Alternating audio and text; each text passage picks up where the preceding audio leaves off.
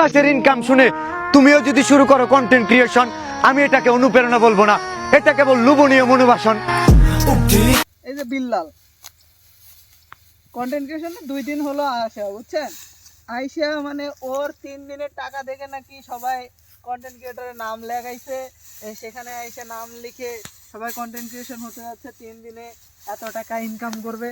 আরে ভাই, আমি যে সময় কন্টেন্ট ক্রিয়েটরে গেছি সেই সময় তোর জন্মই হয়নি, হয়তো বা জন্ম হইতে পারে, কিন্তু সেই সময় তুই ফেসবুক ইউটিউব মানে সোশ্যাল মিডিয়ার কিছুই বুঝিস না। তো আমার একটা প্রবাদ আছে যে প্রতিবার বেরো না ঝড়ে পড়ে যাবে, আর অতি খাটো হয়ে না ছাগলে খাবে। তো তুমি অতিবার বেড়ে গেছো, বুঝছো? তুমি যে আমাদের এই ভাইগুলো আছে সিনিয়র ভাই, তাদেরকেও হয়তো বা কটূক্তি করে এই কথাটা বলছো, তার জন্য অনেকবার বেড়ে গেছো। তো দেখো, কিছুদিন আগে কন্টেন্ট ক্রিয়েটর কাফি ছিল, কাফি এখানে হাঁকতে গেলেও কাফি, মুততে গেলেও কাফি, শুধু কাফি আর কাফি।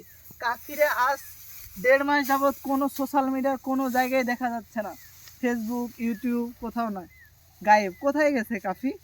কাফি নাই। তো কালের গর্ভে ইতিহাস সাক্ষী আছে, যারাই বেশিবার বেড়েছে একদম সেই নবী রাসূলের যুগ থেকে, তারা কিন্তু বেশি দিন টিকতে পারে নাই, বুঝছো?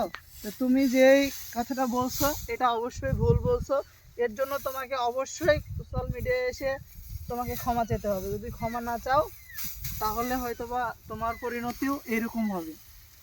তো আমার ভিডিওটা যদি খারাপ লাগে আপনাদের কাছে, আমি আমার জায়গা থেকে বলছি, আপনারা মতামত জানাবেন। যদি খারাপ বলে থাকি সেটা আপনারা অবশ্যই জানাবেন, কিন্তু আমার জায়গা থেকে আমি কখনো খারাপ বলি নাই।